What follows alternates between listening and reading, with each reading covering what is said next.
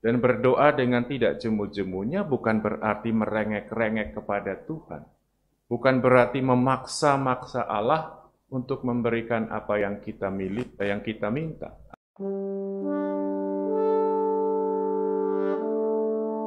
Tuhan bersamamu dan bersama rohmu. Inilah Injil Yesus Kristus menurut Lukas. Dimuliakanlah Tuhan.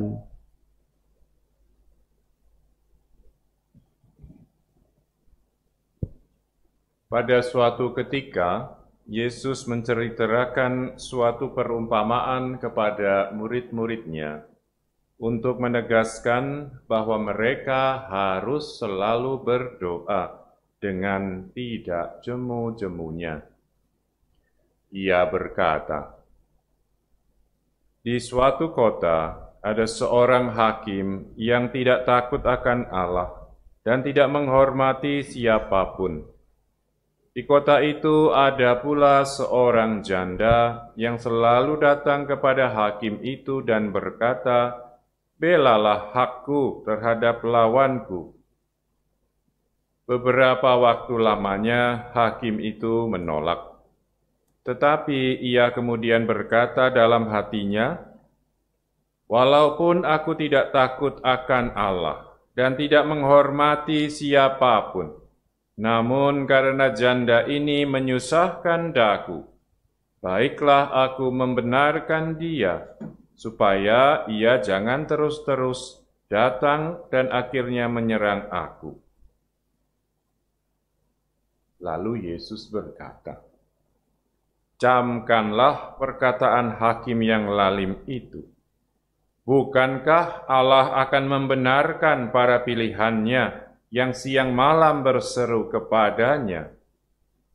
Dan adakah ia mengulur-ulur waktu sebelum menolong mereka?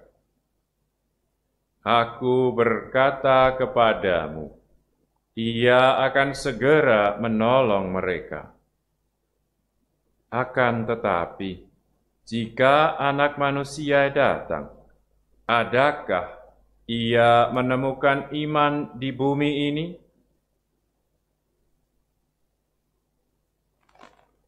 Demikianlah sabda Tuhan. Terpujilah Kristus. Bagaimana jawaban Anda? Apa kira-kira yang Anda berikan sebagai jawaban atas pertanyaan yang diajukan Yesus tadi? Jika Anak Manusia datang, adakah ia menemukan iman di bumi?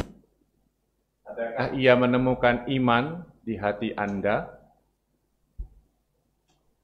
Apakah kita sungguh-sungguh percaya kepada Allah?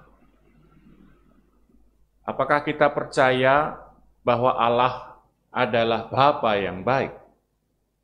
Atau selama ini tanpa kita sadari, kita percaya bahwa Allah seperti hakim yang tadi itu?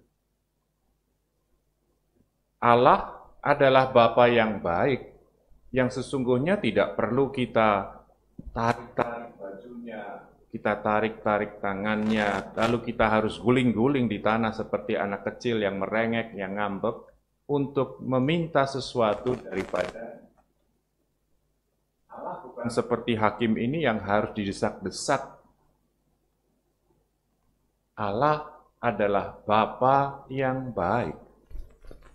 Maka Yesus jelas di awal Injil dikatakan, Yesus menceritakan suatu perumpamaan kepada murid-muridnya untuk menegaskan bahwa mereka harus selalu berdoa dengan tidak jemu-jemunya. Dan berdoa dengan tidak jemu-jemunya bukan berarti merengek-rengek kepada Tuhan.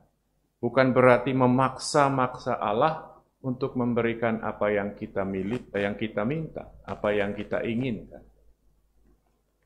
Berdoa tanpa jemu-jemu berarti sebuah ungkapan iman, sebuah ungkapan kepercayaan, sebuah ungkapan kasih kepada Allah, kepada Bapa. Tentu kita tidak akan berhenti berkomunikasi dengan orang tua kita.